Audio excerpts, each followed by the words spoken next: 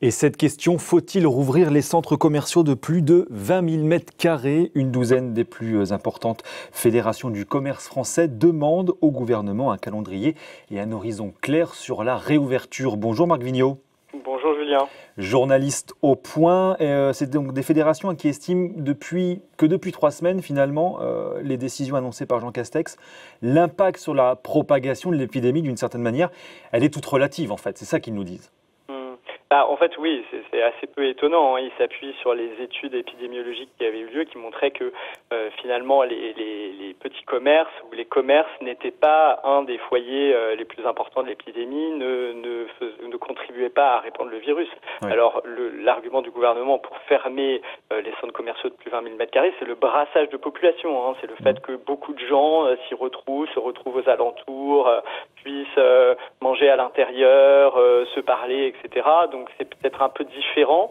En tout cas, c'était l'argument du gouvernement, mais c'est sûr que pour ces centres commerciaux qui sont un peu finalement les seuls à faire les frais des nouvelles mesures sanitaires annoncées fin janvier, oui. Et c'est très dur, c'est extrêmement dur. Ces fédérations qui nous disent ça met en péril tout un secteur aujourd'hui, ça concerne justement combien de commerces, combien d'emplois ? Alors c'est environ 400 centres commerciaux et selon la fédération Procos qui représente les commerces, c'est entre 300 et 400 000 salariés qui sont touchés. Donc ça concerne beaucoup de monde. Est-ce que c'est véritablement, comme ils nous le disent finalement, la survie de ces enseignes-là qui en dépendent? Est-ce qu'il y a vraiment derrière ces fermetures aujourd'hui un vrai risque aujourd'hui économique de restructuration in fine à terme par exemple de ces enseignes?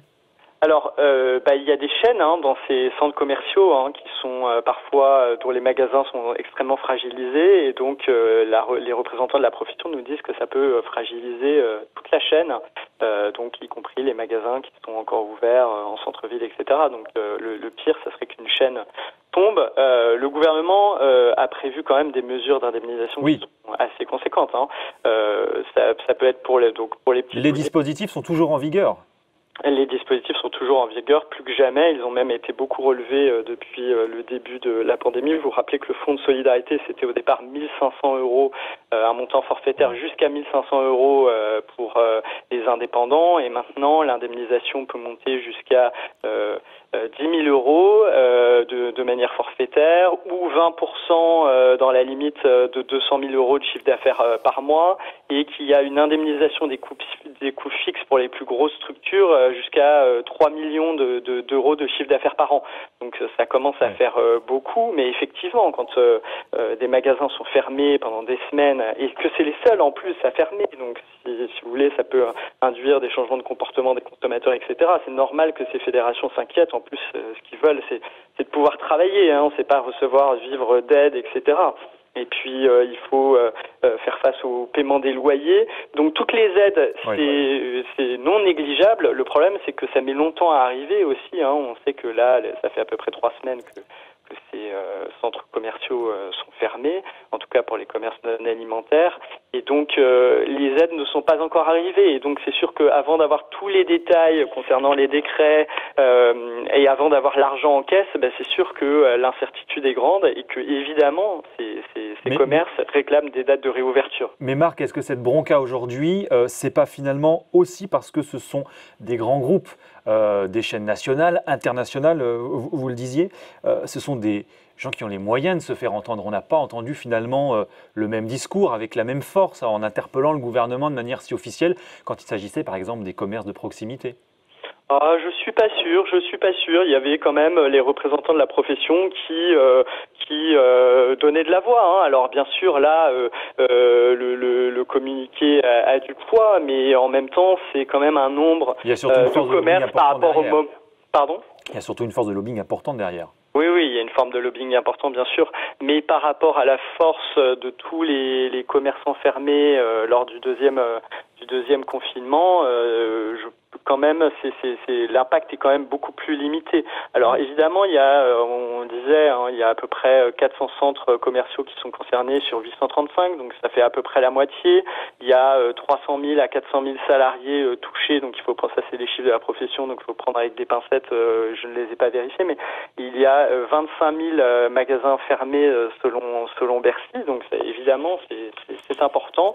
Et si une chaîne venait à faire faillite, c'est sûr que ça poserait ou devait être restructuré, ça serait un gros problème. Et c'est normal, c'est la profession qu'elle joue la carte de on est les seuls fermés, ça nous porte un énorme préjudice et on voudrait avoir une date de réouverture. C'est parfaitement normal. Du point de vue du gouvernement, évidemment, ça va dépendre de l'évolution de la situation sanitaire. Et donc, c'est extrêmement difficile de s'engager sur une date qui pourrait ne pas être respectée, évidemment, si la situation sanitaire se dégradait. Et on sait que le gouvernement a un temps envisagé un confinement beaucoup plus strict. Et donc, s'engager à une date à lever des mesures, ça va dépendre de beaucoup de choses. Et créer une nouvelle fois, effectivement, de la déception. Exactement. Est-ce que ça profite, si on regardait le verre à moitié plein, disons, est-ce que ça profite, par exemple, au commerce, par exemple, de centre-ville? Est-ce qu'on observe, est-ce qu'on a des indicateurs, justement, qui observent un déplacement, justement, de ces flux de consommation vers des commerces qui, eux, sont ouverts? Parce que, voilà, l'idée, c'était de sortir du débat essentiel ou non essentiel, mais de limiter, comme vous l'avez dit, les brassages de population. Donc, on a des magasins similaires ouverts dans les centres-villes. Voilà. Alors effectivement, ça a évité cette distinction entre commerce essentiel et non essentiel, mais ça a entraîné d'autres absurdités administratives. Hein. On a vu qu'il y avait des commerces dans des centres commerciaux qui étaient fermés alors qu'ils avaient un accès à l'extérieur du centre commercial et juste un accès extérieur qui permettait de faire de la vente un petit peu sans que les clients soient brassés dans le centre. Dans les Yvelines, Buchelet, 30 000 m², c'est en extérieur, c'est ouvert. Voilà. Alors il y a évidemment un critère, est-ce que c'est à l'intérieur, est-ce que c'est à l'extérieur, mais voilà, il y a eu quand même, il a fallu décider si les opticiens restaient ouverts alors que les pharmacies restent ouvertes dans les centres commerciaux, et finalement, je crois que la décision a été prise que les opticiens ferment. Et voilà, de chaque profession on dit mais pourquoi nous on n'a pas le droit de rester ouvert, d'habitude on avait le droit de rester ouvert, etc. Et à chaque fois ça demande de regarder les listes de commerces, d'essayer de faire des exceptions parce que les commerces alimentaires, il y a certains clients en ont besoin, hein, tout simplement pour s'acheter à manger, etc. Donc à partir du moment où on fait des exceptions, on rentre dans la complexité administrative et on commence à faire des listes interminables, etc. Et donc là aussi, il y a quelques absurdités qui ont été relevées, hein. Mais c'est malheureusement inévitable quand on prend ce genre de mesures. Et on nous a démontré qu'on savait faire quelques absurdités administratives ces derniers temps. Je le disais, donc, effectivement, il y a un phénomène de basculement. Alors, effectivement, sur les centres-villes, également sur les centres commerciaux qui font plus de 20 000 m², mais qui sont ouverts en extérieur. Il y en a quelques-uns, notamment en périphérie des métropoles. Est-ce que justement, cette réorganisation et ces consommations dans des centres commerciaux plus ouverts ou dans des surfaces un peu plus petites, est-ce que ça nous donne aujourd'hui, finalement, un indicateur sur l'avenir de ce que pourrait être la consommation dans les centres commerciaux? Avant, effectivement, cette crise du Covid, on avait déjà un désamour des Français pour les très grands ensembles. Est-ce que ça peut l'accélérer? Est-ce qu'on a des indicateurs aujourd'hui très clairs qui nous le disent? Alors, je ne crois pas qu'il y ait d'indicateurs. Alors, je vous avoue que s'il y en a, ils m'ont échappé, mais c'est évidemment l'inquiétude de la profession. C'est pour ça qu'ils demandent évidemment une réouverture rapide, en dehors du fait qu'on ne peut pas toujours pour pas perdre le lien en fait. à 100%, mais surtout, oui, voilà, pour pas perdre le lien et que les clients ne prennent pas d'autres habitudes et ne reviennent pas dans ces centres commerciaux. Et donc, effectivement, il y a ce risque-là. C'est comme dans l'aérien. Hein. Est-ce que dans l'aérien, les voyageurs vont revenir quand la pandémie sera derrière nous, à supposer qu'on la maîtrise totalement un jour? Est-ce que les touristes vont revoyager comme avant? Est-ce que les voyages d'affaires vont reprendre comme avant? Là, c'est pareil. Est-ce que les consommateurs vont reprendre leurs vieilles habitudes, qui étaient déjà d'ailleurs en train de changer? Et donc là, il y a un point d'interrogation assez fort. Donc évidemment, ça déclenche l'inquiétude des représentants et des gens qui travaillent dans ces centres commerciaux. Et les évolutions législatives qui ne vont pas beaucoup d'ailleurs aider dans ce sens-là, parce que la loi climat résilience présentée il y a quelques jours en Conseil des ministres prévoit justement des dispositions autour de la création de nouveaux centres commerciaux. Qu'est-ce qu'elle prévoit précisément et surtout qu'est-ce qu'elle interdit? Alors, elle prévoit qu'il n'y ait plus de centres commerciaux qui puissent être créés si on a besoin pour ce faire d'artificialiser les sols. Donc évidemment, ça nécessite des définitions assez précises sur l'artificialisation des sols, mais ça veut dire qu'en gros, le gouvernement considère qu'aujourd'hui, on a suffisamment créé de centres commerciaux, en particulier en périphérie des villes, et que pour renforcer les centres-villes et les redynamiser, et en plus pour des raisons évidemment, ça c'est la base écologique, on ne va plus artificialiser les sols pour créer des grands centres. C'est effectivement, c'est Emmanuel Vargon, la ministre du Logement, qui nous disait avant-hier en interview, on est un peu les champions du monde justement des ouvertures de centres commerciaux. Est-ce que c'est vrai ça d'ailleurs? On a des comparatifs? Alors, je n'ai pas de comparatif précis, mais effectivement, on a quand même beaucoup développé ces centres commerciaux. Je crois que je suis pas sûr que ça soit la réalité, parce que en Allemagne, par exemple, il y en a beaucoup aussi. En France, on a vu qu'il y avait des problèmes de concurrence, que les prix étaient parfois plus élevés que dans certains pays, notamment pour les anciennes alimentaires, etc. Donc, c'est vrai que pendant un moment, il y a eu une philosophie qui était plus on ouvre de centres, plus on ouvre de supermarchés, d'hypermarchés, surtout supermarchés, plus on fait baisser les prix, plus on augmente la concurrence, et mieux c'est.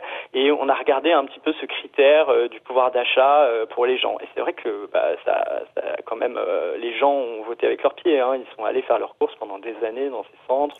Qui étaient moins chers, etc. Parce que c'est aussi notre responsabilité à chacun de consommateur de savoir si on veut consommer dans ces hypermarchés, etc. Et donc le critère du pouvoir d'achat et du prix a longtemps été important. Et là maintenant, on renverse les priorités et on se dit que effectivement, pour des raisons d'urbanisme, pour des raisons d'organisation, de dévitalisation des centres-villes, et pour des raisons principalement écologiques, on va arrêter de les développer. Et ils sont déjà assez développés. Alors il y a des zones qui sont déjà artificialisées, qu'on peut utiliser pour ouvrir de nouveaux centres commerciaux. Mais en tout cas, c'est vrai que l'ouverture sera beaucoup moins facile dans les prochaines années, et en même temps peut-être que ça peut permettre à ceux qui ont déjà des difficultés de mieux vivre ces difficultés, parce que si on en ouvrait d'autres, la concurrence serait encore plus exacerbée. Marc Vigneault, journaliste au Point, merci beaucoup d'avoir été avec nous en direct sur Boursorama. Qu'est-ce qu'on lit d'ailleurs dans le Point, Marc, cette semaine ?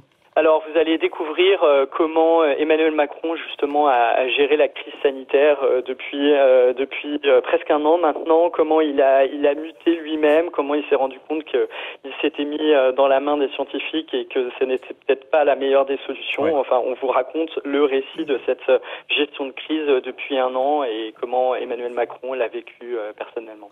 Le variant d'Emmanuel Macron, on peut le dire comme ça. Merci beaucoup Marc Vigneault d'avoir été en direct avec nous aujourd'hui sur Boursorama.